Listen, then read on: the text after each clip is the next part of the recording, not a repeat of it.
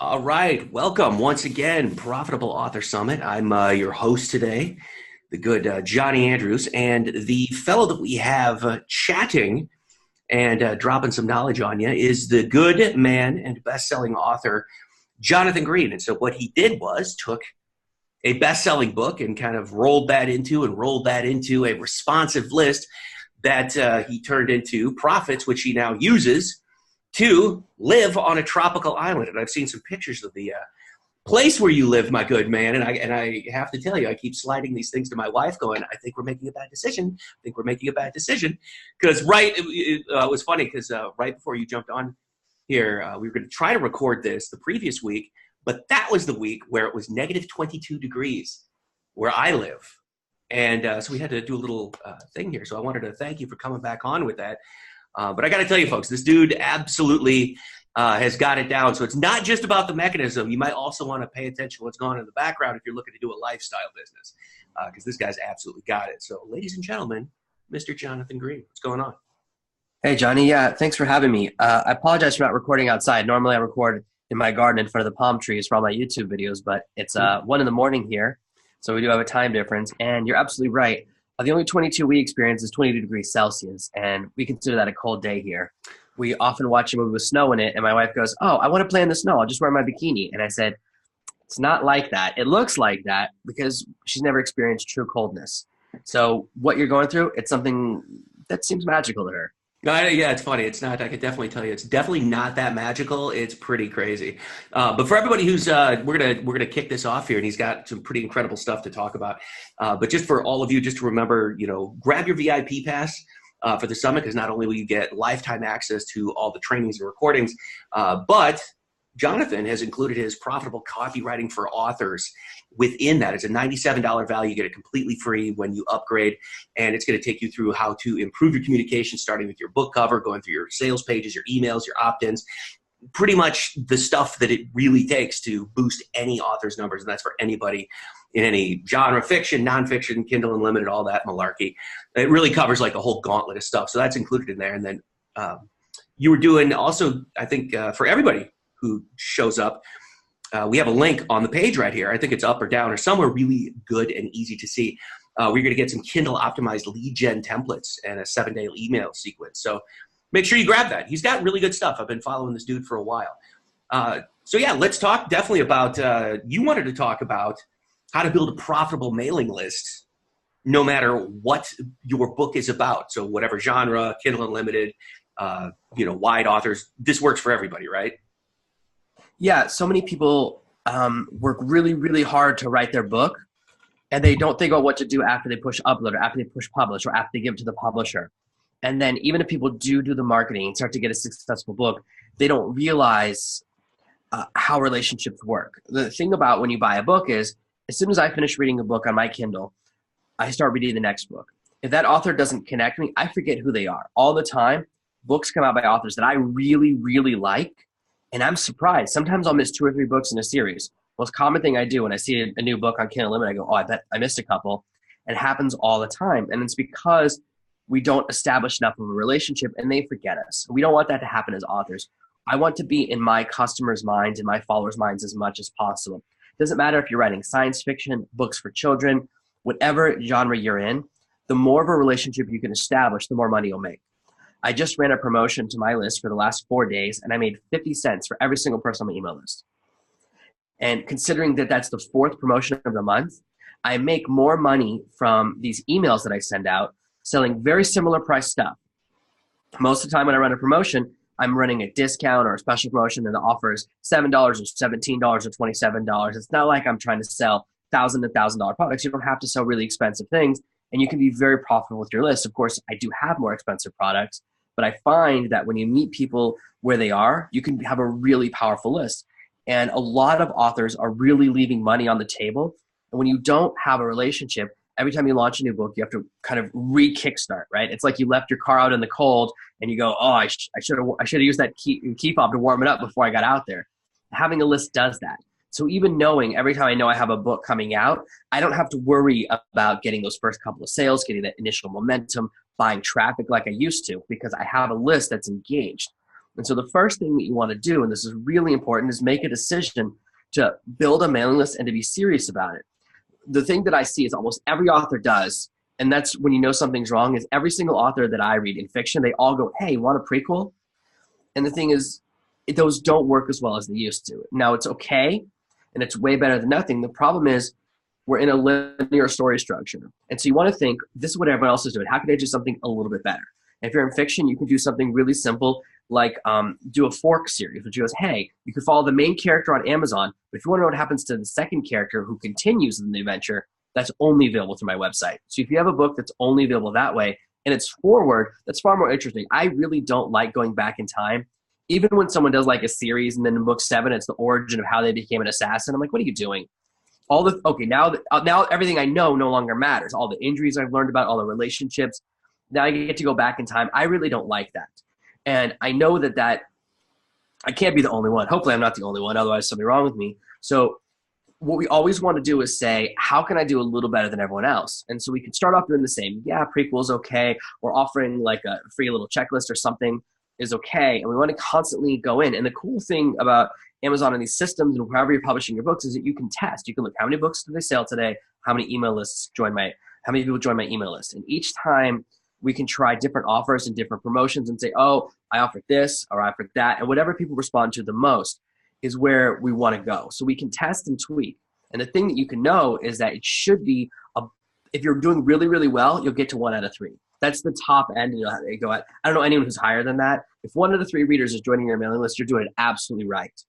And you want to be at least at 1 out of 10. That's about the baseline for across all genres.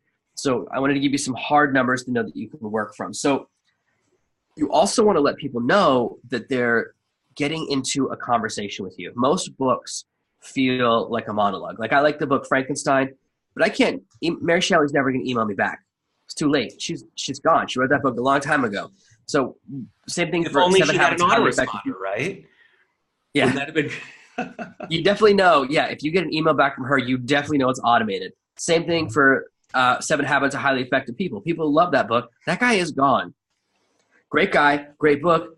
Unless he lived to be 150, he's not there anymore. But books written by modern authors, you can have a conversation. And that's the first thing you want to let people know. Hey, when I email you, if you hit reply, you get me. I mentioned that in my books, and I mention that everywhere because people want to know that. And in fiction, another thing you can say, because I know that often it's fiction authors who struggle more in this place. Nonfiction like me, we really know it's a big component of our business. So you can say, guess what? I'm working on book 2 right now, and I got some questions. I want your opinion. Which character should I follow? Should these 2 characters fall in love, or should they break up? And when people go, wait, I can vote, it becomes a choose your own adventure. And that's exciting again. So you can engage people just by saying, hey, if you really, I'll reply to you. I probably get 10 to 20 emails a week where people go, I wanted to see if you'd really reply. And that's just because in my books or in my messaging, I go, hey, find out if it's really me or find out if you get a VA. And that's how you can start to let people know I'm a real person. I'll engage with you. You can message me and I'll reply. And that gets really exciting because we want to talk to our heroes. Whether people can't really tell the difference between me and Stephen King. When they read a book, they like it. They want to meet the author. They don't have this huge separation in their mind about how famous you are or not famous, because it's just how famous you are to that person. And they like you or they don't like you. And you can create and build those relationships. And that's how we start to go from fighting to sell every book to easily selling out our series, easily selling out our secondary products, and easily selling out any training courses you're selling through your website. All right, now wait a minute. Here, I'm gonna have to pause you here because, and from previous conversations, I know with you, I know how this is. You are going to just, and there is a ton of stuff. I should have absolutely waited another second while you were sipping that coffee because it would have come out all over the screen, and that is kind of my favorite thing. So a couple of pieces here that I want to kind of pause just for the people at home. That especially in the beginning, because I want to unpack a lot of what you were talking about, that the main reason we're doing this, like to focus on the why, is because as you were describing, if someone's going to be reading you on a Kindle, and this is not device centric, it's just kind of, this is how it is, that they're going to be reading this, they're going to finish it, and they're going to go to the next book. And if you're not somehow remaining front of mind, that the reader a lot of times is going to probably forget about you. Now, I want you to talk a little bit about that. And the reason why is because this is such a massive, it's like when scientists discover like a disease based on the symptoms, but they don't really they're still discovering what is actually causing the problem. Like people are liquefying in their own bodies or something before they discovered and called it Ebola. This, I feel like human attention right now is like Ebola, and it's like the symptom is that people's author businesses are liquefying. And I want you to really talk for a second, because that was like, you were going so quick, I couldn't even take enough notes. And so I would absolutely get it. Talk to me about my intro. I know, too. It was crazy. I'm like, okay. Yeah, just about like that front of mind and why that is so vital, and kind of like, for fiction and nonfiction, because we got everybody in here. Yeah. The thing to remember, whatever device you're reading on, and I use more than just a Kindle even as a consumer, is that if you have, most people who read like I do have Kindle Unlimited, which means you can have 10 books on your device at any given time. So anytime I finish a book, I don't even have to be online. I can jump to the next book or a different book by a different author, and I forget that previous author. And this happens even if I really, really like a book. It does not have to do with the quality of the book. That's irrelevant.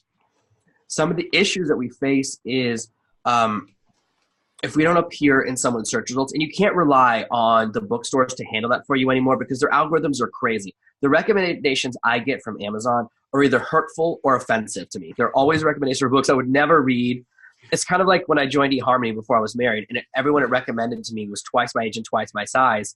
And I said, if this is what science says I deserve, I really don't feel good. It really hurt my feelings.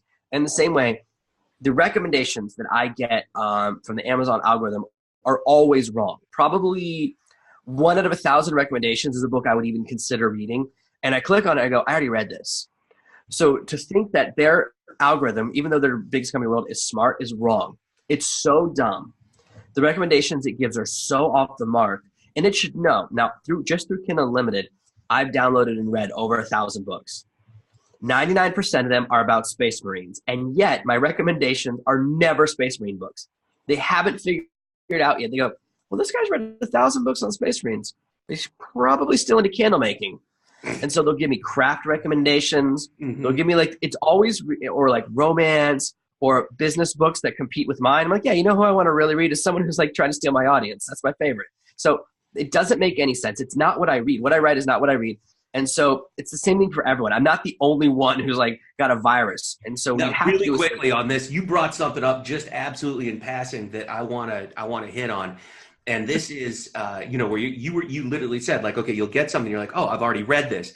And I want to touch on that point because this is massive.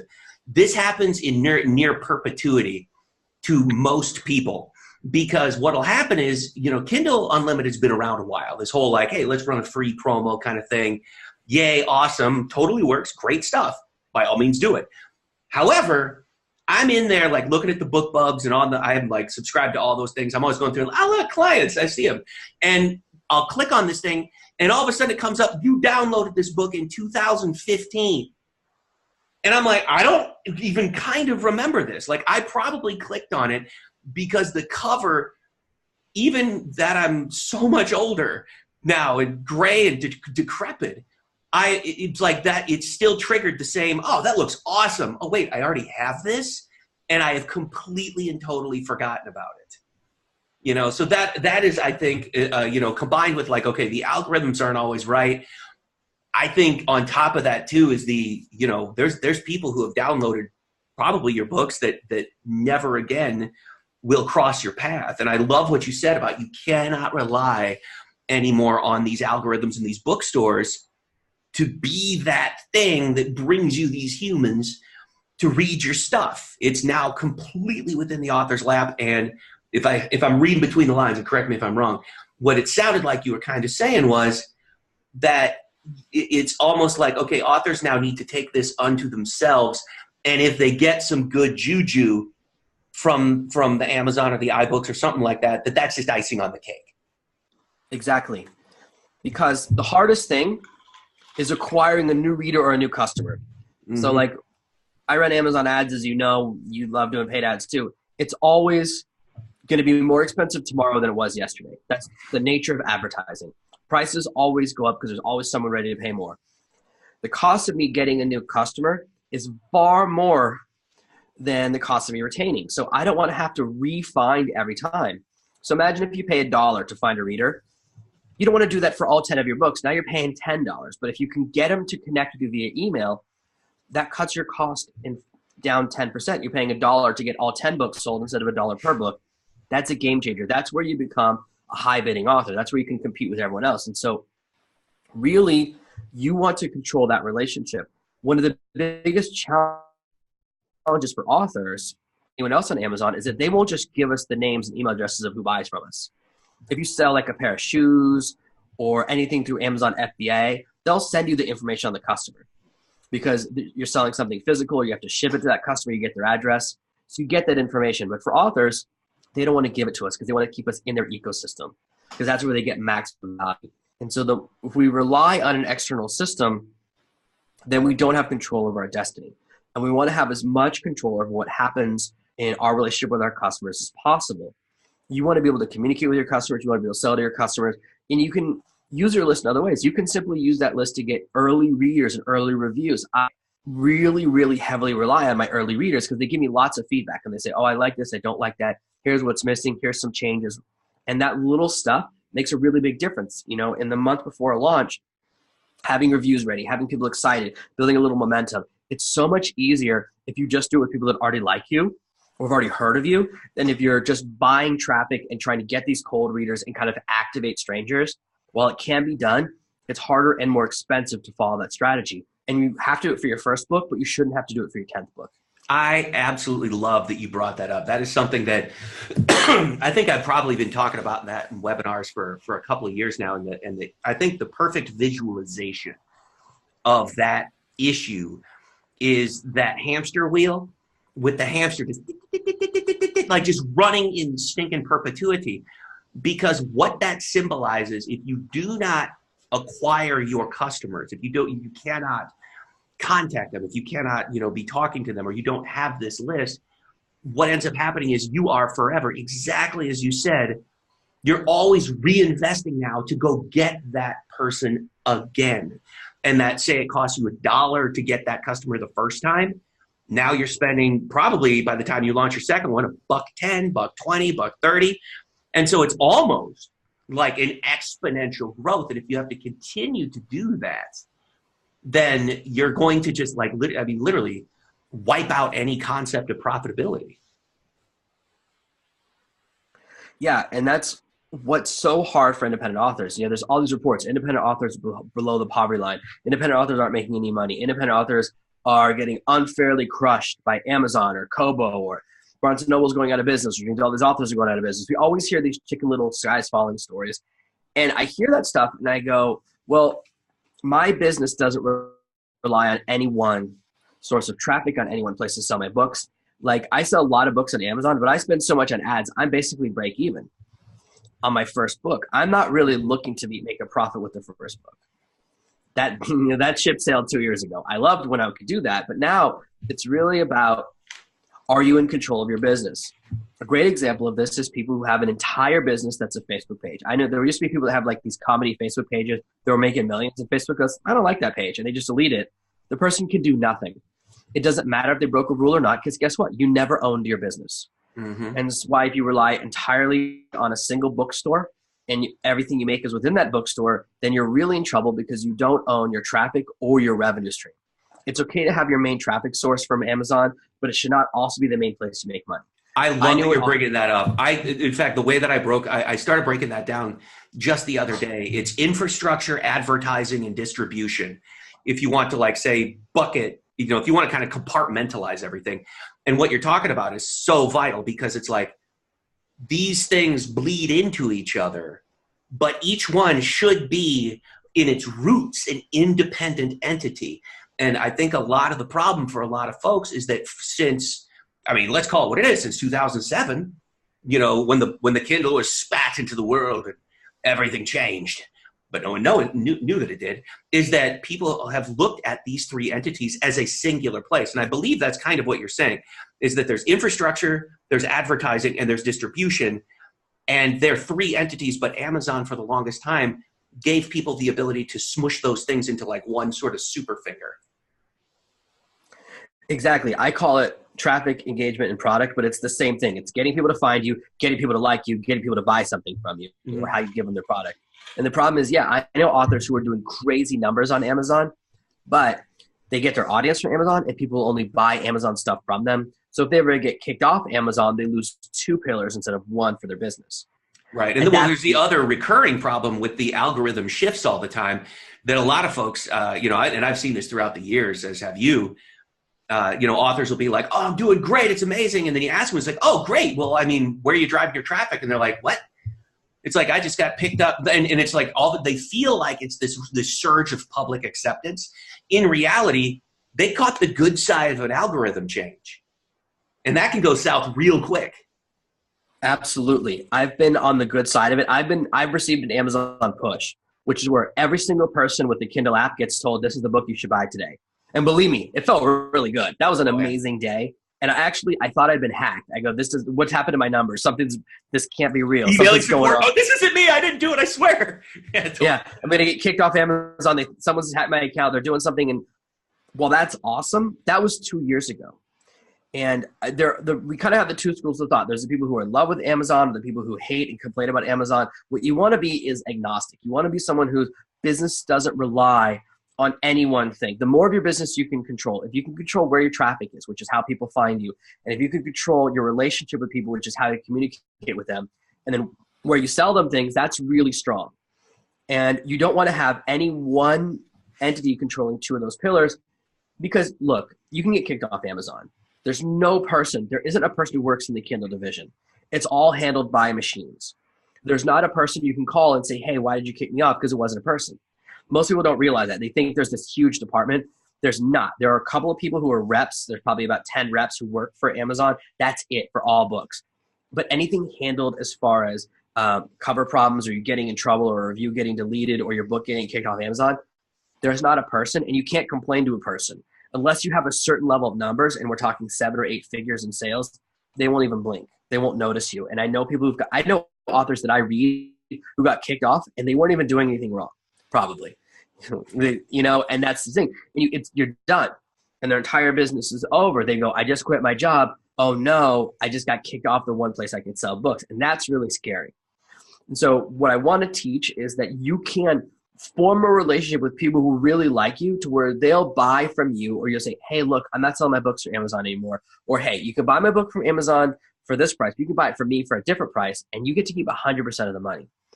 Whenever I sell a book on Amazon, they keep at least 30% of the money and usually significantly more because there's other charges in there, whether it's in the form of advertising or cross promotions or they're doing a discount, whatever it is, I don't get to keep it. Whereas if I sell something for $7 on my website, I get $7. And that's a really significant difference. So if I sell something from $10 on Amazon or $7 on my website, I make the same money. Mm-hmm. So I can sell it to you for 30% less and I'm still just as happy. And that's where you can really start to see this relationship building. And so to build a relationship and to see the value in that, and hopefully you do now, I want to go into kind of the process. So we know that we want to offer the maximum value that you can. Say, what's the most I can give away that'll get people really, really excited to want to join my mailing list? Because think about this. At the end of every book, there's that appeal. Hey, join my mailing list. So how can you separate the signal from the noise? How can you become the voice that gets them really excited? A lot of authors, because we get paid for the words we write, we go, I'm not giving away anything for free. And it feels like that. The thing to remember is that the most valuable thing anyone has is their attention. And so getting someone's email address, you're not giving away something for free. You're buying or doing a barter. I'll trade you this information for that information. It's an exchange. And the value of email addresses has gone up. Now, when the internet first came out, email addresses were like worth nothing, right? Everyone had an @AOL email address and everyone was getting forwards, right? I remember people were like, I'm the king of forwards. And it's like, that's like the worst person you could possibly be now is someone who just forwards those joke emails. It's like, it was like it used to be, but like exactly. I used to know a really hot girl who would forward the worst emails to me all the time. And I'm like, why are you so good looking? Like, what am I going to do? I don't want to be on this list, but if I tell you to afford me anymore, my shot's over. So we get stuck, and we more and more, right? It used to be like we give anyone our email address. Now it's more and more and more valuable. Now it's our most protected asset. And so when we say to someone, I want your email address, it's like saying, hey, give me like personal access. It really means a lot. And we want to treat it like the precious gem it is, which is why we don't want to send spam. We don't want to spend stupid emails. And we want to realize that we're buying something. And so the information you give away is not you're giving it away. You're trading it. You're saying, hey, I'll give for your email address. I know it's valuable to you. I'll give you something that's valuable to me. And that's how you build a relationship. Especially when you say to someone, if someone says to me, hey, I think your email address is worth $4, and someone else says, hey, I think your email address is worth $20, who do you think I'm going to want to spend time with? The person who makes me feel better about myself, who's saying I'm worth more. And email addresses are the most valuable thing any business can have. If you look at any business acquisition, especially like an internet marketing business, online business, the first thing they say is, how big is your email list? Sure, they ask those social media questions, which are okay, but email addresses are worth significantly more than social media followers. It's not even in the same league. So that's a real asset. And so when you have, I have this much asset, I have this many email addresses, this is how often people open or respond to my emails, then you can really affect the selling price of your company. The exact same company with no email addresses at all is probably worth 5% as much as if it has a list of all their customers. It's a huge asset that even people that are pure online marketers sometimes don't really value because it's a real thing. Instead of saying, I'm really good at bringing traffic, no, I already have these followers who like this brand. And I already have these people you can communicate with. You don't have to pay anything to reach out to them, and they'll respond when we send them messages. So you can have that powerful relationship. And we really want to get that. And it comes from the question you want to ask yourself is, why should somebody visit my website? Most author websites, to be generous, are trash. Sometimes they're hot trash or burning garbage, but most of the time they are either a single book website that just says, hey, buy this book. And it's like, well, I already bought the book. Why am I visiting your website? Just like movie websites. Movie websites are the same. Like, when is the last time you saw a movie, they put the website on the poster, you go, I'm going to go visit that? Never. We don't do it because we know it's going to be like a really crappy internet game, some really garbage interviews, and that's about it, right? And like a few like still frames of the poster. Whatever template they use for movies is the same authors use, and it doesn't look good. And it's like, well, there's nothing here for me. And you have to say, why should someone visit my website? And it can be, hey, because I'm a blogger, and so I write stories about the art of writing, right? So I'm writing romance novels, and I tell you about my process. Oh, I'm thinking about writing a new romance novel, so I need to look for my inspiration, or here's what the new character is going to be called. And so you can have these blog posts that aren't revealing your primary content, but you go, hey, want to learn how someone writes romance novels? And people go, yeah, that sounds interesting. Or, hey, I have a YouTube series or a video channel, all these videos on my website where I just talk about what I'm doing, or you can see videos of book signing, whatever it is, right? You want to have a really good answer to that question. If someone goes, why should I visit your website? You shouldn't go, I don't know, it exists. That's not exciting. Because to get someone to put down their Kindle or their Kobo or their Nook, if anyone still has one, and go to their computer or pull up their phone and type in your website address, it has to be a really compelling reason. We have to create something that covers the distractions, because distractions come in all the time. As you know, we live in a society where people have very short attention spans. So and even when we go to the bathroom, nobody goes to the bathroom now without their phone, right? So even to go to the bathroom, like, oh, I can't go to the bathroom by myself. I got to have something else to do, or I'll die in there. 2 minutes of silence. I got to silence these. I can't have these voices. They'll get louder and louder, and I'll do something terrible.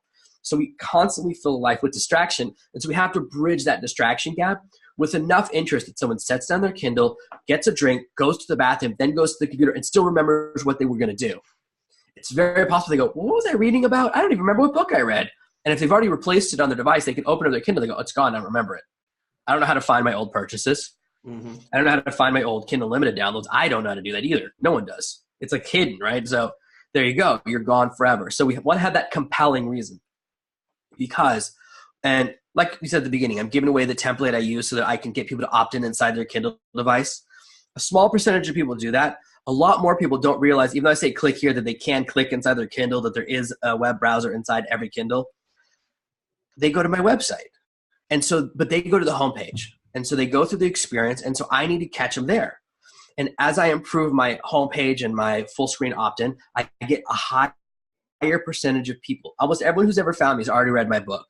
And I know, but I get a lot more opt-ins now from my website. I used to get a lot inside the device. Now it's more and more the website, and that's okay.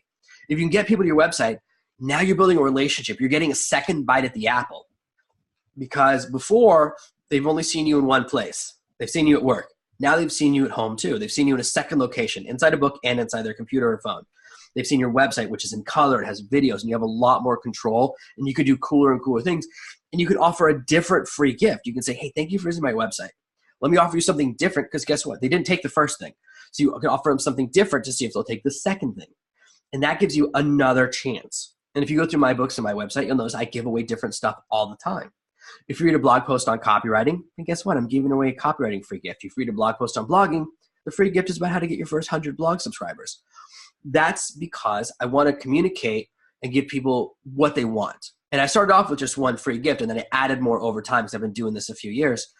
But we want to really dial into being able to answer that question in a dynamic way. If someone goes to you, why should I visit your website? You want to have a really cool answer. And then once they're there, you want to give them a really compelling reason to give up that email address, to take a second swing at it. That's what's really cool, is the more you build up this relationship, the more chances you have to grow and grow. So maybe at first they're not ready to give you an email address, but then they'll visit your website. Oh, this is pretty cool. I will let this guy email me, or I will let this lady send me some messages. And that's where you can get to that communication level, which is so critical. Because the most important thing at this phase is engagement. Engagement is critical. Engagement means people are listening to you, people are responding to you. I get so many emails a day. We all do. It's impossible to get off all these email lists. And I have a little app that takes all the emails of the day that I don't really care about and puts them all into a group email that comes in every morning. I probably open the mass email once every 2 weeks just to see what came in over the last day. And so it's almost never interesting. So all these emails that think they're so important, they're getting pushed and pushed to the side. We want to be more than just an email that gets in. We want to be an email that gets read. We want something that people look forward to. People respond and go, wow, that was a good and useful message.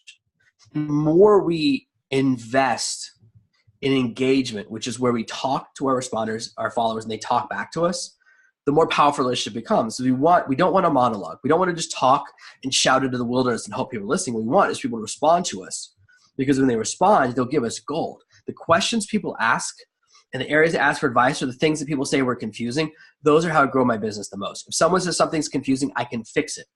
I get emails all the time about things on my website that are broken. Someone goes, oh, this word was misspelled on the 18th paragraph of this random blog post. And I go and fix it. Guess what? No one ever sees that misspelling again. They go, wow. I go, thank you so much. You fixed it. Here's a coupon for one of my courses. You're awesome. Please tell me the next time you find a typo, because guess what? That's valuable to me. I don't want to ever I don't like having typos. I don't like, it's impossible to get it all out, but there's always stuff that I can improve inside my website. So if I have a course with 50 videos, sometimes the link for video 37 to 38 is wrong. I copied and pasted the old link. It happens. So having people tell me when stuff is broken, I like that. Rather than thinking, oh my gosh, this person's pointing out my flaws, it hurts my feelings, we really want to focus on value and saying, oh, you're trying to help me. So we do have to get past that emotional thing. And there's all these other ways they help you. Besides just pointing out when things are broken, they'll tell you which characters they don't like. They'll tell you if there's a cover that's not working. I had a cover for one of my books that was too Soviet. So I was like, why isn't this selling? They go, oh, it looks too Soviet. And so I changed it and the sales went up. But I wouldn't have known that if I didn't communicate with the audience. And so all these little things like getting help with book cover, getting help with book descriptions, really, really come from your audience. Your audience will help you and they'll become your tribe and your fans. People love being a part of success. Everyone I meet is an author. Every single person I meet goes, oh, I'm an author. I go, oh, awesome. What'd you write? They go, oh, I haven't written it yet, but it's right up here. Mm-hmm. And we all have that experience. Once you've written a book, everyone around you goes, oh, I'm an author too. I'm like, oh, what's your book called? Oh, I haven't decided yet, but I'm super close to writing that first word. Those people want to be a part of the author experience and they can ride your rocket. So they can go, oh, I helped Jonathan change the name of his cover. I know people that do that. I know people that go, oh, I helped Jonathan pick the cover for that book. And they did. They played a role and they get to ride a little bit of the celebrity. And guess what? If someone helps you design your book cover, they're going to tell everyone they know. And you're going to sell more books. So then they become like an evangelist for you. They go, oh my gosh, this guy's awesome. Not only do I love his books, I helped him, rename one of his chapters. I talked to him in the Facebook group or answered a question, or I was one of the early readers. I was the first person to read this book. When I set out my first review copies, I often number them. I go, hey, you're the 7th person to ever see this. Don't tell anyone. They go, oh my gosh, I'm reviewer number 7. And they feel good. That little stuff, and you think they're feeling really good because you first think, I'm just getting value for myself, but actually you're making them feel good. You're giving them value. They're letting me be part of a secret group. And that's really gold. Every single author I know is like, how do I get more reviews? And it's like, why don't you make your reviewers feel like champions? It's easy. And that's all I do. I have tons of reviews because I really reward people who give me reviews. There's the same reason my book has an astonishing number of video reviews. Most books don't get video reviews. I get tons because I ask for them and I tell people how to do it. I have a blog post that says, hey, ever wonder how to upload a video review to Amazon? It's not easy. Here's how to do it. Usually you have to write a review, get the review approved, and then you can go and add a video to it, which is weird. Right there. I want to hit the button on that one, because what you just said, not just about the reviews, but literally about anything that you want to have happen in your business. And I discovered this phenomenon back in the days of yore when I was doing some of like my first online marketing courses and things like that. And I started realizing when I used examples of things that I was doing, people would go out and literally do the exact thing that I showed them. Like, it was literally step-by-step kind of stuff. And I was like, oh my word. And to further your point on that one, back when, when I was doing the ghost writing, and we helped that fitness company launch that book, and it was like 15,000 copies in the first week. It was crazy. We also got a little over 2,500 reviews in days because we told them, we took that exact phenomenon that you're talking about, and we told them and showed them how to do it. And so this, like, the value of what you just said is so massive for anybody. If you're like, how can I get a group of people to do the thing that I want them to? Easy. Show them in a really cool way how to do it, and they will do it. Exactly. So once you have your list, right? Once you've done this first part, and you're like, oh, people are opting into my list, people give me email addresses. How can I use that to grow my business? That's the next question they're asking, and it's a totally reasonable one. What we want to do is develop that relationship, right? We want to develop that engagement, and we want to tell them exactly what we need. And usually we want to start with what I call a warm-up sequence, or beginning the relationship, is starting to say hello. It's kind of like a first date. And we can take them. I went through training to sell used cars. I never actually got the job, but I did go through the 3-day training course to become a car salesman. And we want to take them through a yes ladder, which is where we get them to say yes to small things up to bigger things. And so I try to get people to do really small stuff first. Hey, reply to one of my emails. I want people to reply to me. Of course, sometimes I'll run a promotion and I'll get 200 or 300 new emails a day. That's like, oh my gosh, I'm gonna spend all day replying to everyone. But you have to, because I told them I would. So we want to start there with something really small and say, and you can even do something really cool. You can say, hey, what did you think of my book? I'm trying to work on the next one. I'd love to get your feedback. Just tell me what you thought of it. The thing is, most people think their reviews don't matter. That's how they feel. They go, oh, I'm review number 15,006. It doesn't really matter. But we have to let them know it really does, because Amazon's an evil machine and they only care. They're like a child. What have you done for me lately? What review have you written for me lately? You haven't gotten a review in a week. You're going down the rankings, buddy. No one must like you anymore. So you have to get, not only do you have to have a lot of reviews, you have to have a continuous flow of reviews. I've seen books that have thousands of reviews and their rankings have tanked because they haven't gotten a review in 2 weeks. Maybe it's longer than 2 weeks, but sometimes it's like the book was doing really, really well. There's tons of reviews. You think it would rank forever, but it doesn't. It's what have you done for me lately? It's just like my 3 kids. Give me toys since yesterday, Daddy. Amazon, I'm sorry. I'll get you another review. Just calm down. I want one now. Are we there yet? It's that experience. It feels like a toddler in the back seat. So we want to let people know that reviews matter. Like, hey, look, it really matters. And you can do this in simpler ways. I have a friend who doesn't like email. He does Twitter, and he'll say, hey, add me on Twitter. And he goes, oh, what'd you think of the book? And they'll send a reply, which is 140 characters. And he goes, oh, can you copy and paste that to Amazon? Here's the link. And so he gets them to write the review, and then he does that. And I do that sometimes too, because if someone emails me and goes, here's what I thought of your book, I go, awesome. Will you please copy and paste it to Amazon? It's really simple. Hey, will you copy and paste it to iTunes? You don't have to buy a book on iTunes. There's no rules there about reviews. So all those things are really what we just do. We just say, hey, I'd love to know what you thought of it. And so instead of going, hey, will you write a review and give me 5 stars and do all that stuff, you can go, hey, will you tell me first? So all you're saying is, hey, give me your opinion. Then you're saying, hey, we copy and paste. So these are small asks. I don't ask for a video review on email number 1. I go, hey, did you get a chance to write an awesome review? Did you know that video reviews are more valuable and that Amazon thinks they're cooler and that I will watch them? I do. I watch all my video reviews. I get so many written reviews. I don't watch them all. I don't read them all. I try, but there's a small percentage of people. All the videos I've definitely watched because I think it's cool. So you're much more likely to get the author you like's attention, whether it's me or someone else. And that's part of what I teach. I go, hey, if you have an author you really like and it's not me, leave a video review and they're far more likely to notice you. You can then email them and say, hey, I left a video review. What'd you think of it? Even the biggest books, right? Even if you look at like Game of Thrones, they don't have that many video reviews. That a book might have 15,000 reviews that are written, but if you only got 100 video reviews, well, that you're 1 out of 100 instead of 1 out of 15,000. It's a lot more noticeable. So I always want to couch things in terms of give value to me and value to the person I'm teaching. And so that's part of the process. Not only am I giving value, I'm asking them to do things, but I'm also training people to click links. A big mistake marketers make, and I'm sure we've all experienced this, is they send you content email, email with the link. We know that link is going to be a sales page. Every time they send a link, it's a sales page. They don't realize they're doing it, but they're like Pavlovian dog training us, right? They're going, oh, anytime you click a link, I'm going to try and sell you something.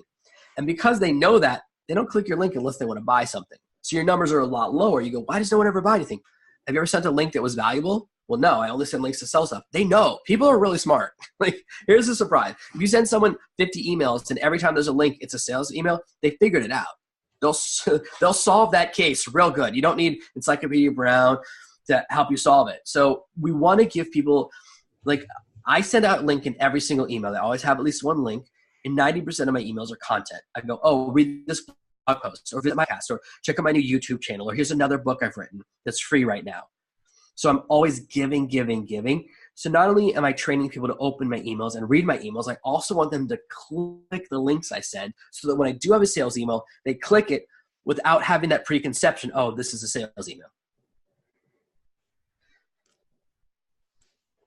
I love it. Make sense? No, absolutely, man. That's excellent stuff. And the other thing that we've been experimenting with that seems to work pretty stinking well is not just trying to at all of the primary touch points, within social, within email, and all those kinds of things, wrapping some sort of offer within the content kind of thing, to have the content have a little bit of direction. And so far that's been working pretty well. And for once, there hasn't been, I haven't been seeing like a ton of negative comments.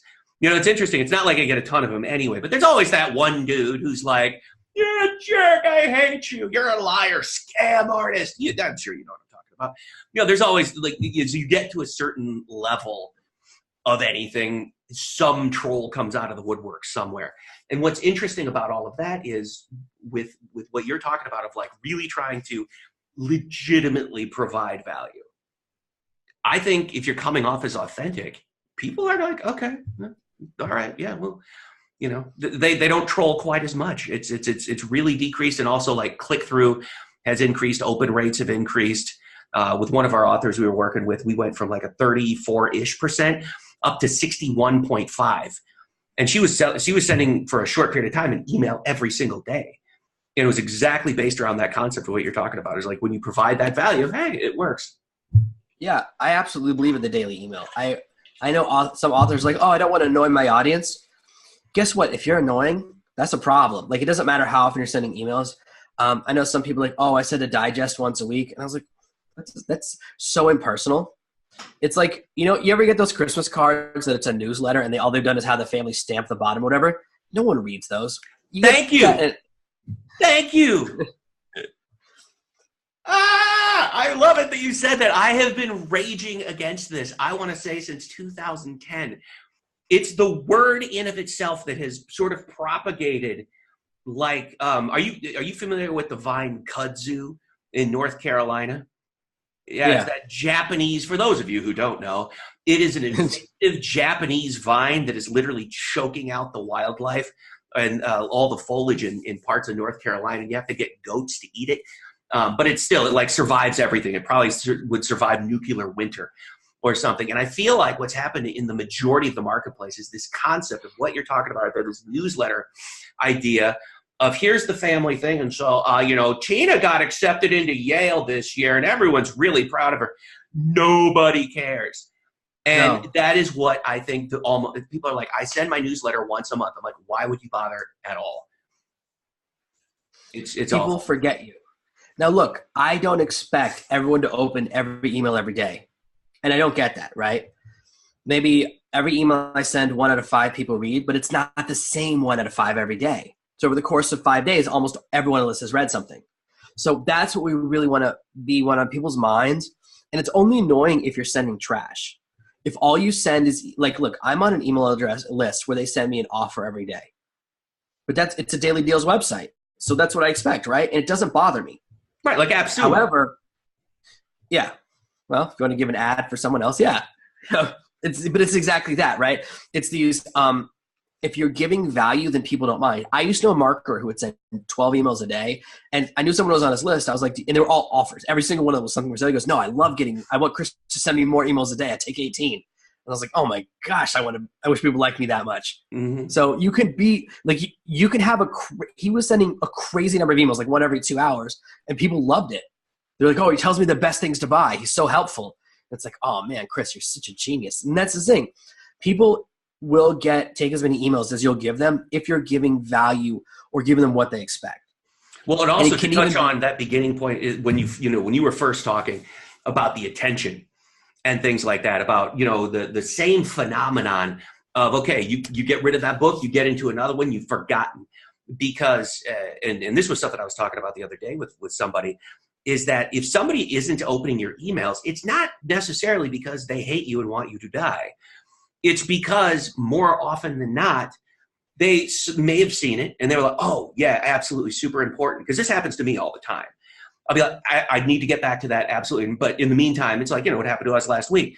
Here, it sounded like someone was murdering a daycare upstairs. I'm like, oh, my word, it's going to be -50. Life intervenes. Now I have to start thinking about food. Is the car going to explode? Like, what about the neighbors? Children, small animals. And, a couple days go by and more messages have come down and taken that one that I wanted to remember and scooshed it down below where I'm ever going to remember it again. And so that's really a big part of it too, I think. And so what you're saying, I absolutely love that you're bringing that up because that's so important, is messaging more often isn't, like you're saying, you're right. You can't always be saying, buy my stuff. But messaging more often with a true helpful purpose keeps you more front of mind. Yeah. So the way to think of this is anytime you whatever service you're using, whether it's Aweber or or GetResponse or ConvertKit or SurveyMonkey, they all go, hey, we have the best newsletter templates. And it's like, that's the word that their selling point is their worst feature. Because anytime you get a newsletter and it's got the 3 images and it looks like a newsletter, it doesn't feel personal. And the way I think of it is like circles of trust. You find out that if you're reading one of my books or blog posts, you're here. If you read one of my books or you go to one of my videos and you work your way up, and if you read my emails, then I know we have a closer relationship. Then I share more personal stuff about my personal life or what I'm going through or talk about stuff. And that's lets people know, oh, there's a value here. I'm not just getting the same content that's on the blog. And some people do that, and that's okay. They go, oh, I got a new blog post. That's all right. But it doesn't make me feel like responding or checking very often, because I could just easily just check their website every few weeks to read their new blog posts. But if you give people something different on each of your communication channels, then it gives them a reason to be there. If you have the same information on your blog, on your YouTube channel, on your Facebook page, why would someone follow all 3? It's the same content. They'll follow whichever one's their favorite. And you'll have your audience segmented by favorite channel rather than by what their interests are. And it's okay. It's better than nothing, but it's far better to say, when you are on my email list, you're something special. And I do that. I give them comments. I go, look, you've taken action. Now you're in the inner circle. Let me give you some cool free stuff. Let me answer some questions. Why don't you email me and I'll respond? And that's really important. You have to be responsive. If you just send emails for address you don't even check, people are going to hate you. There's an author, I'm not going to name names. Their book is like, hey, go to my website, give me your email address, and we're going to have I'll answer all your questions. Then you go to their website, and there's a big thing like, due to the volume of emails I get, I no longer accept emails. And I no longer respond to emails. And I was like, well, you're a dick. Here's an idea. We're done with that. Yeah. I was like, here's an idea. Number 1, don't tell people to visit your website if you're going to basically say, welcome to my website. I don't give a crap about you. Right? Like, then all you're doing is embittering people. Like, it made me really mad. I was actually going to email the person about something else, and I go, oh, okay. All right.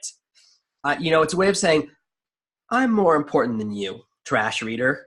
Like, you can't say that to people, because then they just, whatever. Maybe some people really like to follow like celebrities who treat them like garbage. But how many people when they've had a celebrity respond to one of the tweets has kept it a secret? Nobody. As soon as they get a response from anyone they look up to, they tell everyone.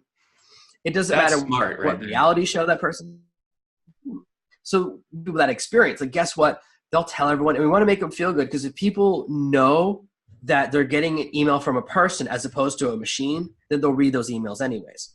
And while not everyone emails me to check, enough people do that it comes across in my messages that I'm really there, that things are happening in real time. And it doesn't matter. When I'm running a promotion, I'll send an email in the morning, then I'll email the unopens later in the day. So I go, they didn't not open it because they didn't want to read it. They just didn't see it because they got so many messages. So I'll send another message. And I never get a complaint about that. In my entire career of emailing, I did once because I used the ConvertKit template, which gave me the same subject line. I put resending in front of it.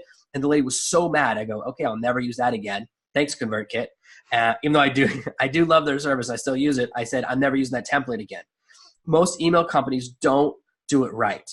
And so their advice, whenever they say, oh, use this template or use this form or you should do this, I go, okay, no thanks. I write really casual emails that are very familiar in a very specific style, which is just really the real me. And I respond to whoever messages me. So I create that engagement. And that brings us to the most important part, right? Like now we've gone through the process of getting the email address and communicating and forming friendship. Well, how can we turn this into money? Which is why we're all watching this video, right? You're here now because you want to make more money as an author. If you just want to make more friends as an author, then you don't have to watch the rest of this. You can ignore the rest of what I'm about to teach you. But for me, this is the most important part, because guess what? I got 3 kids. They're hungry every day. Turns out I fed the kids today. They're going to want it again tomorrow, which means I got to keep making money every day. Bunch of little jerks. They're just so self-centered. It's crazy. And so we want to create what I call a back end, or what I call basically just products you can sell in addition to the initial book. And we want to say, what are your readers already buying? Guess what? Your book is not the only thing they bought in the last year. Whether they're buying other books, whether they're buying other stuff on Amazon, whether they're buying t-shirts, mugs, training courses, going to live conferences, all of those things exist, right? And the more we can engage with our audience, go, hey, what'd you buy? What have you bought in the last week? If you just ask them, they'll tell you, and then you can start to adjust how you message people. So maybe, let's say you're starting out, you've got one book, and that's it. You have nothing else. Well, you can start by sending people back to Amazon through your affiliate link, books that are just like yours. Oh, you like my book about teenage girl and an angsty relationship with a vampire? Great. I know another one of those books you might find interesting. It's called Twilight. You might not have heard of it. Here's a cent. And while they're on there, they might go, you know what I need besides this book? I'm going to grab a grill. And you get paid 8 to 12% of that too. So you can get everything that purchase buys for the next 24 hours, you get a little taste of. So you can generate a secondary revenue stream. While it's not as much as you make as every book sale, it does make a difference. And it might make the difference between losing money and making money in advertising. So you don't have to sell your own stuff. You could start off selling or just recommending stuff. And that's what I started off doing. I started off recommending courses, and I found what people liked and what people hated. And so I go, this is what people like. I'll make my own versions. This is what people hate. I'm not going to make my own version because they hate it. And that can let you really get directed by your audience. And so you're making money rather than buying data, you're selling it, which is really cool. Say, hey, here's 10 of these things. Which of these do you find most interesting? And you just watch the dollars. So you can sell other stuff that you haven't made yet that people are interested in. Guess what? People who like to read horror books like to watch horror movies. People who like to read romance novels, they like romance movies too. Guess what? I like science fiction books, and I like science fiction movies. I read the book by a Japanese author, All You Need Is Kill, and I watched the Tom Cruise movie when they renamed it Edge of Tomorrow, and then they renamed it again, Live, Die, Repeat. I liked both versions. And so we can realize, we get caught up in this idea, I can only sell someone my next book. And I know a lot of people that build a mailing list, and they don't email the people that go, I'm going to let them know when my next book is ready. And what's going to happen is they're going to go, I don't know who this is, and they're going to hit the spam button. You're going to be in real big trouble. I know a guy, I was talking to someone this week he goes, I'm going to send an email to my followers to re-engage them. And I go, when's the last time you sent him an email? And he goes, well, never. And I said, how old is the oldest email address? And he goes, 8.5 years. And I said, your email account's going to get banned. Because if people get an email from someone they don't know, they won't even read it, right? They'll click spam and you get a higher percentage, especially because it's your first email. They're going to know you're up to something. Now, that's why when I've done that before, I've used like an extra account, not my main one, because I'm like reactivating a group of people or testing something. I go, these people, probably people are going to complain. I don't want my main account to get in trouble. But people, if they don't remember you, even if they like you, they'll hit spam and email. Oh my gosh, I accidentally hit spam. Sorry about that. I'm like, yeah, thanks. Thanks for hurting my overall like score on the spam spectrum, because they'll stay with you forever. The spam tracking sites and all that stuff. Every time you get a spam click, it's there. It always goes to your absolute. It's like mercury. Once it's in your bloodstream, there's no way out. It's cumulative. So all those things matter. And people don't remember who you are. Their natural instinct is to go, I don't remember this person. And you might have, even if you have a really distinctive name, which I don't. My name is Jonathan Green. Guess what? I'm not the most famous Jonathan Green. I'm not even the most famous author named Jonathan Green. If you look up a Google search result, it'll list my books and his picture. Nothing. It's just how it is, right? He read science fiction books. Okay, I accept that. Oh, and then there's another guy who writes about teenage romances where one of the characters die. Also the same name as me. I think that's the guy who wrote A Fault in Our Stars. So guess what? Until a Hollywood movie, I'm never going to be remembered. So they'll go, why did the guy who wrote that A Fault in Our Stars email me, right? They might even be clicking spam. They think you're someone else. And even if your name is distinctive, they might not remember it because you wrote your last book 2 years ago. People don't have memory spans like that. You're insane. So I would never email less than daily. I get people when they get to the end of my autoresponder sequence, they go, hey, I haven't heard from you in a few days. Are you okay? And I'm like, oh, I don't have anything to tell you today. So I'm sorry. So I'm constantly trying to extend the number of emails I send. I want people to have a year worth of automated emails so that are all personally written, that all happen in real time, but now they're automated for new followers because people love that engagement and they'll respond. So you want to think about what can I sell them. You want to start thinking about what can you sell from your own website, whether it's your own books or whether it's a different version of your book. So let's say your book is doing really well and you go, oh, it take me a really long time to make another book, right? It takes me 2 years to write a book. No problem. There's a lot of things you can turn your book into. You could turn it into a comic book. You could turn it into a coloring book. You could turn it into a board game. You could turn it into a deck of cards, like a motivational set of cards, or even playing cards with your images. You can turn it into an audiobook if you haven't. You really should, or a hardback edition, or a special limited edition with a different color cover. Well, really quickly on this stuff, the stuff you're rattling off right now, I want to make real clear to everybody listening to this. He's not just sort of like coming up with stuff and spitting it out. Like this dude has done each and every one of these things that you're hearing about. You know, so just so you're clear, this is not theory. This is stuff he actually does. Yeah, all of these things are ways I offer value to my audience. I used to not understand how people buy. Most of the people who buy my books buy multiple editions because they'll read on their Kindle, then they'll get in the car and listen to an audiobook, then they'll get home and read the paperback. And I go, what? I don't engage that way. Just because I don't read a certain way doesn't mean other people don't. Well, that's why Amazon did Whisper. Yeah, that never works for me.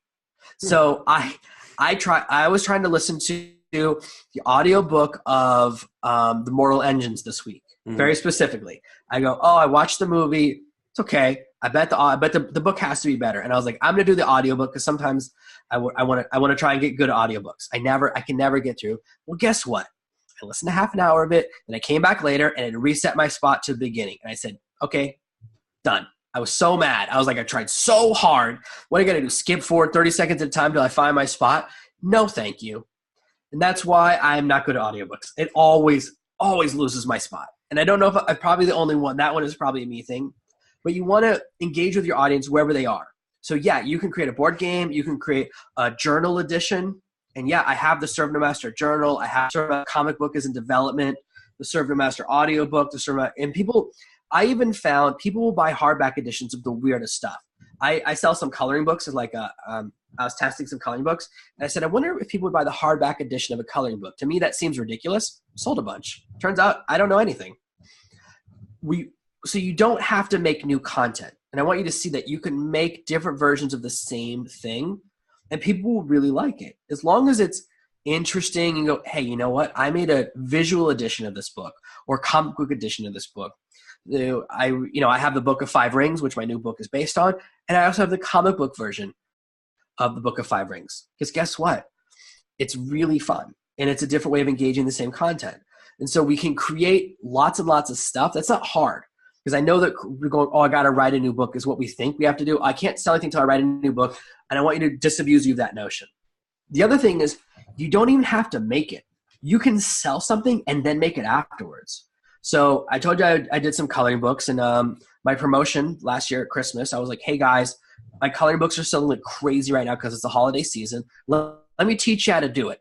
For the next 6 weeks, I'm going to do a live training every Saturday, and we're going to record it live, and I'll teach you my entire process from coming up with ideas to getting the art done, that stuff, and you can do it yourself. You don't have to be a good artist. I'll teach you how to do it using my techniques, which are really simple, and I'm actually going to teach my daughter to do it in a couple of years when she can draw well enough. And people bought. And guess what? It didn't exist until after they bought it. And if no one buys, you don't have to make it. I had a course a year and a half ago. I tried that. I said, hey, well, let's write a book together. No one bought it, so I didn't have to do it. So you can test ideas that way. You can either test ideas by being an affiliate and promoting someone else's offer, or by promoting something that you haven't made yet to see if people want it. Go, oh, if 10 people sign up, I'll sell it. If no one signs up, or if 3 people sign up, I'll just refund them and try something else next time. So you can create these tests and numbers that aren't that big a deal. You can say, oh, not enough people signed up for the class. Just like with a Kickstarter, right? They go, oh, not enough people pledged, so you get your money back. It's not really that big of a deal. Right. Well, really quick, look on the other kinds of stuff that you were talking about. This exact same thing worked, because I know, and correct me if I'm wrong on this, but I was making notes as you were talking. So I know you've done the graphic novel, comic book / thing, the playing cards. I remember talking about that. Board games. I haven't talked about that one. Audiobooks. I think that's cool. And the coloring books and things like that. So just for folks who are thinking, okay, well, this only works for courses, but it doesn't work for this other stuff.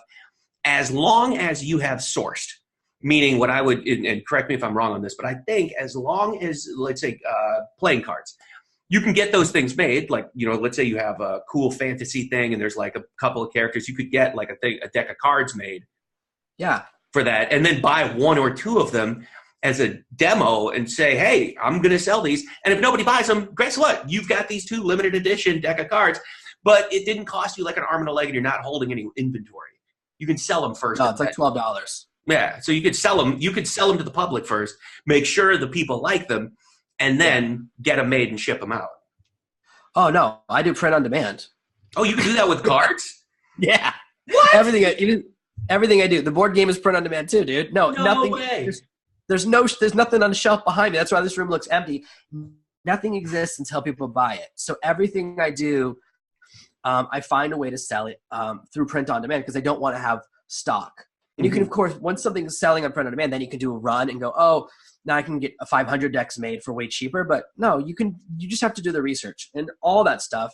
It's really about saying, I'll try a lot of ideas, and I like to limit my risk, which is why I don't want to spend a ton of money up front on any idea. I want to constantly find ways to engage with my audience and see if they want something. Go, hey, are you interested in this? Are you interested in that? The board game was a lot more work. It's a lot more involved because you have to get rules and science and pieces made, but that's print on demand too. It's a lot more expensive though. Getting a board game done print on demand, it's a lot more than a deck of cards, but it's totally doable. You just have to go, hey, maybe people will be interested in this. And a great example of this is Rich Dad Poor Dad. He's got that game Cash Flow 101, and it's like $120 for that board game. We're just playing the game of life, but you're like a rat instead of a person in a car.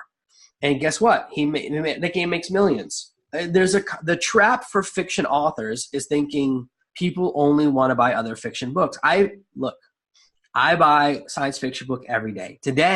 Just today, I bought a walker for the baby. I bought a new pair of shorts for my son. I bought a bunch of toys. I bought some birthday stuff for my daughter. We bought some groceries. We bought Mexican food for dinner. We bought burgers for lunch. We bought, what else? I'm trying to think. Diapers for the baby because we ran out of diapers today. That's just stuff I bought today. I almost never leave the house. Today is like the first time I left the house to go shopping in weeks. It's usually my wife does it on her own. So that's why I know we bought today. Guess what? If you're a science fiction author and you think the only thing I buy every day is a science fiction book, you're missing out. I buy lots of other stuff. You know what else I do? I play video games. You know what else I do? I watch movies. And everyone is. I'm not the only person. I'm not the only science fiction person that likes books and movies. So get out of the mindset of thinking, oh, that people only want to buy the books from you. You can be a person who writes science fiction books and then does reviews of science fiction movies. That's fine. And you can go, hey, let me review all these different movies and tell you what you should watch and you shouldn't watch. And boom, you can build a relationship there. That's a huge place to get not only engagement, but also build that audience and cold traffic, and people just come in and check out your stuff. Yeah, that's a multi-purpose thing right there. So you don't have to be limited. It's often this mindset of, oh, people don't care what I have to say, or people don't want to engage with me. You don't even have to be a current author. The lady who wrote Interview with the Vampire, she's like a tweet boss, and people love messaging back and forth with her. And guess what? Like, her audience is much older because her books are like 30 years old. You know, her book came out, her movie, Interview with the Vampire, came out more than 20 years ago. So the book obviously came out before that. Now, I'm not huge into the vampire space. I read the book, I've seen the movie. But people still will engage with you. Even if you're an author who's been around for a while or whatever, people want to engage with whatever you're about. And she's not promoting her new book. She's really hating on people she thinks are idiots, which is great. People go, oh, I can follow Interview with the Vampire Lady and she'll tell me who she thinks is a jerk. Mm-hmm. Really cool. So you can have a different presence. It doesn't have to be the same. That's what I really want you to see, is you don't have to only blog about vampires if your books are about vampires. You can be interested in other things. And the more you start to see that, the more you can really make a living as an author. So while the biggest thing is, you might not make a ton of money just from selling your books, you can make a lot more money and start to build a real living when you diversify and you add other stuff and you create more value and you start to think. And of course, the nonfiction version of this is whatever your book is, make a video version or a video course or make courses and teach people stuff. But even if you just write books about vampires, you could have a course you teach people how to write books about vampires. People will be interested in that. Mm-hmm. I've seen people that do comic books and they have a book on how to do comic books. Like, they teach you how to do drawings. So it's really critical that you take this approach of, I want to make a living from my books, because you absolutely can. And you can do it with just your first book. You don't need 10. Obviously with fiction, once you have a series, it's a lot easier, but you don't have to wait to get there. You can go, I'm going to try a lot of different things. And I'm going to see what sticks, see what people respond to. And I have certain things out there that the response makes no sense to me. I have certain books that do terrible on Kindle and Amazon and crush it on audiobook.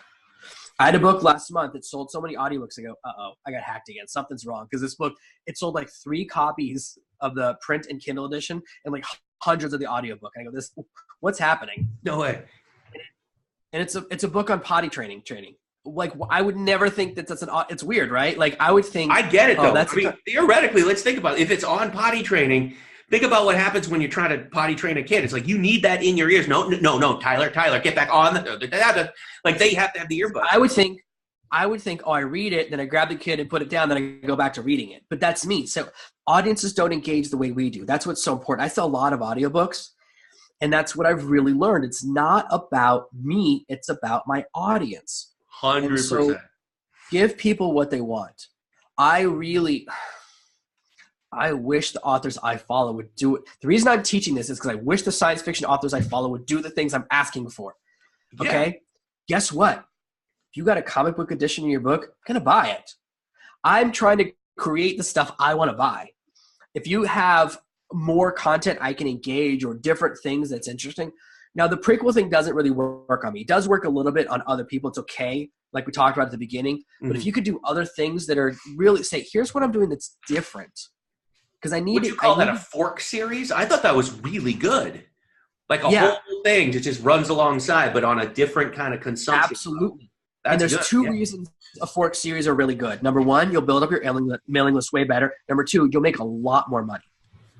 Your fork series, you can give away the first one for free, and then you sell them on your website, even if you sell them for $3 a piece.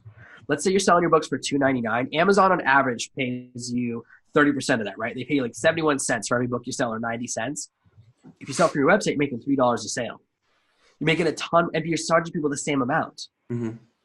But you're making a ton more money. Under $3, selling from your website's a game changer because you're at that Amazon's taking 70% range. It's really a big deal. And other stuff, right? Like if you sell your comic books directly from your website, if you sell other stuff directly from your website, which you absolutely should, then people are really going to connect with that. Now, t-shirts are really cool too. T-shirts or mugs. Mugs sell really big right now. I even have a mug. Here's a mug with a picture of my kids on it. I didn't get this made. The people that work for the hotel that I bought my wife last year with book money, they gave it to me for Christmas. Now, I wish they'd let me choose the pictures because they chose a picture of me that I'm going to say is hurtful. We all have that picture. We go, burn it. Yeah. Or, sorry, I said burn it, not burn it into a mug. But we all end up with this stuff, right? Like even where I live in the middle of nowhere, and there's a print-on-demand mug maker on my island. I'm circling the wrong way. There you go. You can see the kids again. That stuff sells. Want different things. If you have a book on knitting or sewing, like anything crafty, you better be selling t-shirts because those people buy shirts more than anyone else. All of those things matter. And you might not know. Yeah, look, do I have some t-shirts and sweatshirts? Yes. Do they sell very well? No. They only make a couple $100 a year, but that's still a lot of money. Right? Free money. A couple $100.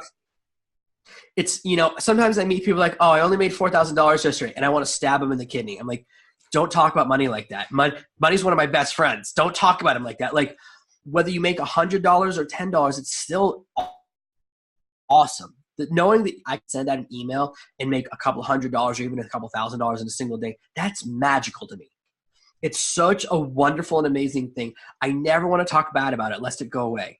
So all these little things, right? Yeah, like I made a sweatshirt that I thought was really cool. We sold like 3. I mean, like I think I made like $100 or something because it was like the sweatshirts were quite expensive. And I said, that's awesome. Like, yeah, it's not as good as my other promotion, so it's not at the top of the tree, but it's still there. And what you'll find is as you make this other stuff, as long as it's print on demand, don't ever buy stock. And as long as it's kind of in your email sequence, then you'll get these little dings all the time. Oh, this sold or that sold or this sold or that sold. I spend the majority of my time now working on my email list. I'm always writing more emails, working on my sequences, working on my automation, because that's where I make all my money. My entire business comes from that side. It's not about what I sell on Amazon. That's not what matters at all. So I really want you to, if you take one thing away from that, it's this lesson or this time spent together. It's to see that you can build a following, create a relationship, and sell stuff to them to make more money so that you can then quit your job, grow as an author, buy more time. The biggest reason authors get stuck, right? You write that first book, it's not making enough money for you to quit your job, so you don't have the time to write the second book. And that's really what we're buying, whether you call it time or runway or breathing room. You need that extra space to work on the things that will make us money in the long term. And improving your mailing list, improving your relationship with your audience, that's the key to making that happen. If you can get those things in place, you can do really awesome stuff. And that's what gets me so excited, is knowing that a lot of authors can really turn things around. Because once you stop relying on one monster and put your business all in someone else's hands and you take control of it, well, now you have a real business. There are far too many authors, especially, I mean, all these people, even people who follow me, they're like, oh, I just want to get my book and give it to a publisher. And I go, awesome. You'll never be able to quit your job. Mm-hmm. You have no control. You don't control pricing. You don't control your cover. You can't build a mailing list. You can't build an audience, and you don't get to keep any of the money. That's not a business decision. Going with a publisher is not a business decision.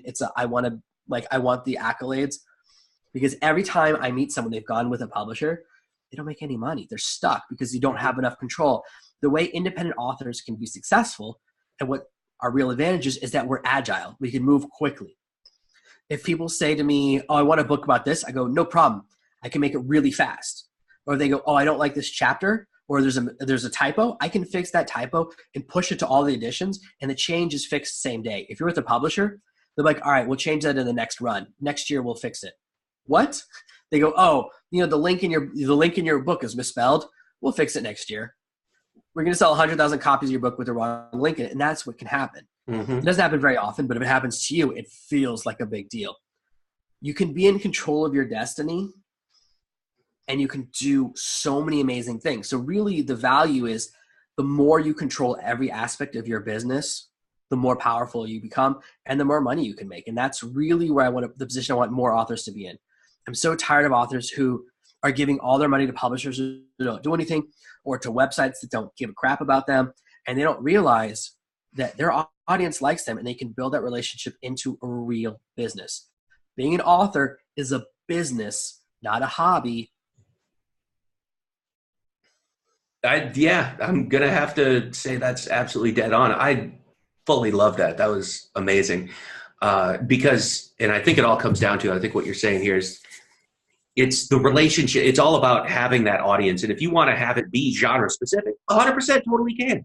There's a billion things in every genre that you don't need to create, that can be print on demand, that can be, all over the place. That if you just have one book and really nurture this, your own world, your own group of humans that have subscribed to you, that have come into your ecosystem, and that serve them well, and give them stuff to buy.